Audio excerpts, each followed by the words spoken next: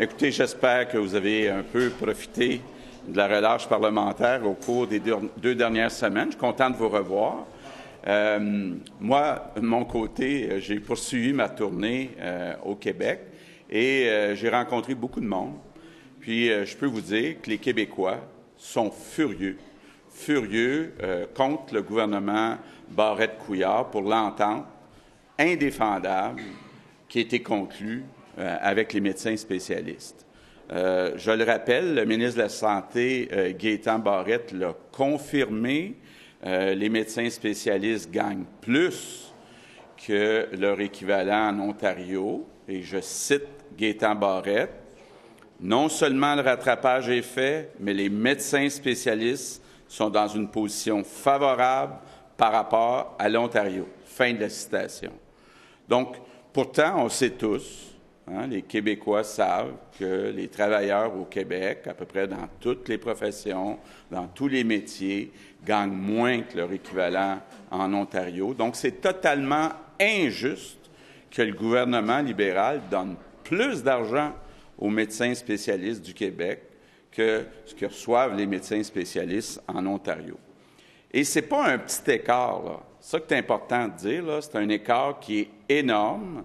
Selon le chroniqueur Alain Dubuc, on parle d'1 milliard de dollars de trop par année qui est payé aux médecins spécialistes du Québec.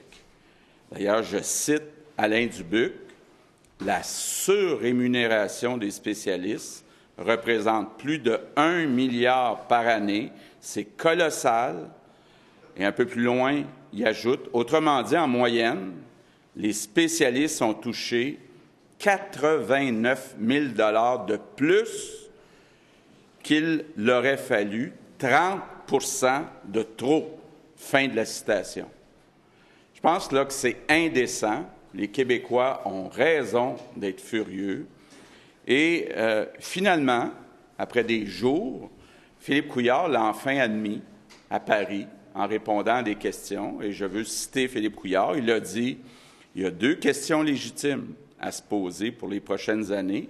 La question de l'auto-administration des masses salariales par les fédérations et également le principe de l'équité externe, mais on ne rouvrira pas les négociations qu'on vient de clore. Soyons clairs là-dessus. » Donc, ça veut dire que Philippe Couillard nous dit qu'il admet qu'il y a un problème d'équité externe, mais il nous dit « Je ne vais rien corriger pour les 5 prochaines années parce qu'il s'apprête à signer une entente avec les spécialistes qui va jusqu'en 2023. » Donc, on ne parle pas du prochain mandat, on parle de l'autre mandat après. Il reste 6 mois et demi avant les prochaines élections.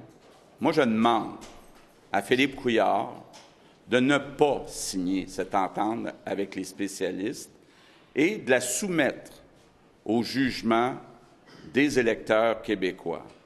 Les libéraux n'ont pas le droit moral d'engager l'État, les Québécois, pour 1 milliard de trop par année.